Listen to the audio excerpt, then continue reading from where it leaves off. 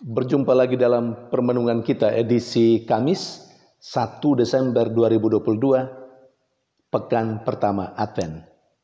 Hari ini peringatan Beato Dionysius dan Redemptus, martir.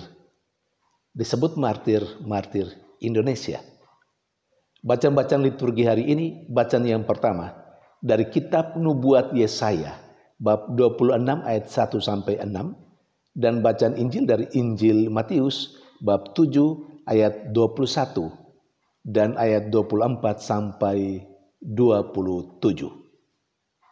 Kedua bacaan liturgi hari ini berbicara tentang siapa yang akan masuk kerajaan surga dan apa saja kriteria orang yang akan masuk kerajaan surga itu. Nabi Yesaya dalam nubuatnya, sebagaimana yang dikatakan dalam bacaan pertama hari ini. Orang yang masuk dalam kerajaan surga, atau bahasanya orang yang menikmati kebahagiaan bersama dengan Allah adalah bangsa yang benar dan setia kepada Allah. Pertanyaannya, bangsa yang benar dan setia itu bangsa yang seperti apa? Nah, bacaan Injil hari ini, hemat saya, akan menjawab pertanyaan itu tadi. Bangsa yang seperti apa? Bangsa yang benar dan yang setia itu seperti apa? Yang akan masuk ke dalam kerajaan Allah. Yang akan bergembira dan bersukacita bersama dengan Allah sendiri. Atau siapa yang masuk dalam kriteria sebagai orang yang benar dan setia, supaya bisa masuk menikmati kebahagiaan bersama dengan Allah. Kepada para muridnya dan tentu kepada kita sekalian, Yesus menegaskan bahwa bukan orang yang memanggil Tuhan, Tuhan yang akan masuk kerajaan surga, tetapi yang melaksanakan kehendak Bapa. Jadi orang yang akan menikmati hidup bahagia bersama dengan Allah adalah mereka, entah sebagai pribadi ataupun sebagai sebuah bangsa. Mereka atau kelompok orang, kelompok bangsa yang melaksanakan kehendak Bapa. Dan dia melaksanakan kehendak Bapa atau mereka melaksanakan kehendak Bapa dengan setia. Artinya sampai ia sendiri mati. Bahkan kalau perlu mati demi iman akan Allah. Saudari dan saudara yang terkasih, itu kriteria siapa yang akan masuk ke dalam kerajaan surga. Orang yang melaksanakan kehendak Bapa dan dia melaksanakan kehendak Bapa dengan benar dan setia sampai akhir hidupnya. Saudari dan saudara yang terkasih, rasanya sulit bukan? Sulit mendapatkan orang yang benar di hadapan Allah dan orang yang setia melaksanakan kehendak Allah.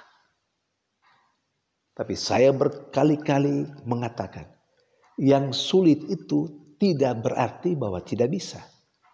Karena memang ternyata ada begitu banyak orang yang bisa. Hari ini kita memperingati Beato Dionysius dan Redemptus, para martir Indonesia. Saya mau ceritakan, mereka disebut sebagai para martir Indonesia. Itu tidak karena mereka adalah orang Indonesia. Mereka disebut para martir Indonesia karena mereka memang mati, dibunuh di wilayah Indonesia. Dionysius adalah seorang pelaut Prancis. Pada umur 35 tahun, dia ditabiskan menjadi imam. Dan dia masuk dalam ordo Karmelit. Sementara sahabatnya, Redemptus, adalah seorang tentara Portugal yang kemudian menjadi seorang bruder dalam ordo Karmelit juga. Pada tahun 1638, mereka diutus dalam sebuah rombongan besar oleh Raja Portugal ke Aceh.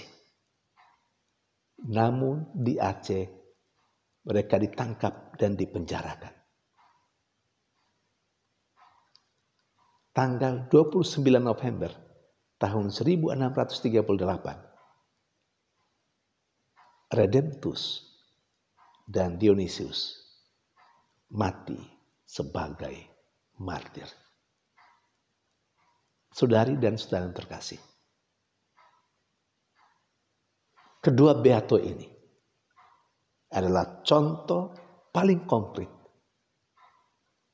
manusia atau orang yang setia dan benar melaksanakan kehendak Allah Bapa.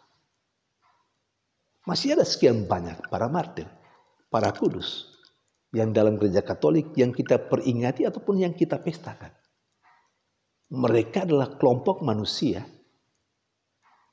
yang boleh kita katakan mampu, setia dalam iman, dan setia melaksanakan kehendak Bapa di surga.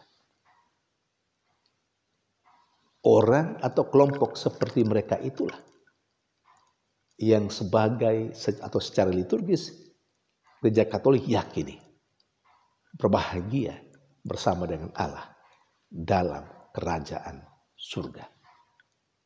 Saudari dan saudara yang terkasih, kalau para martir itu bisa, termasuk para martir Indonesia, Dionysius, Beato Dionysius dan Redemptus yang kita peringati hari ini, mereka sama manusia seperti kita.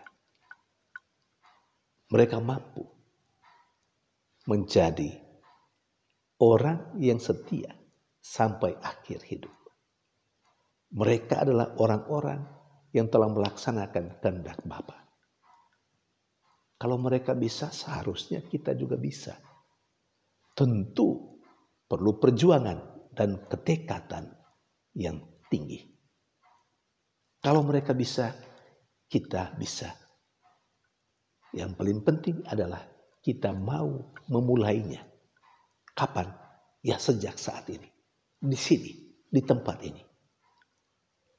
Kita mulai dengan hal-hal yang kecil dan sederhana. Yang ada di sekitar kita. Yang harus kita ikuti. Yang harus kita taati. Mari kita hayati.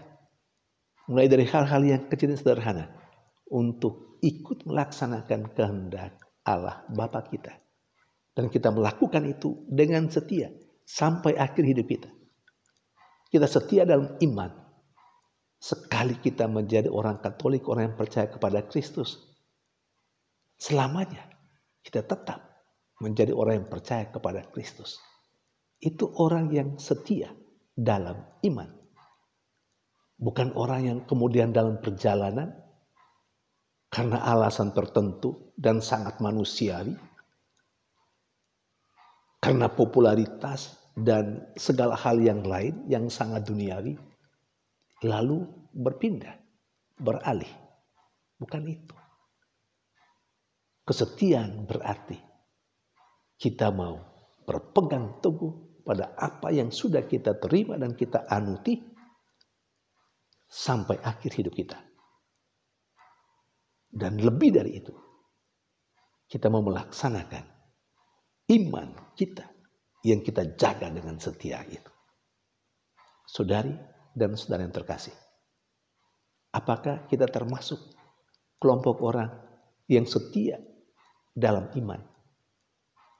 Apakah kita termasuk kelompok orang yang telah melaksanakan kehendak Bapa, sehingga kita kelak pantas menikmati hidup bahagia bersama dengan Allah?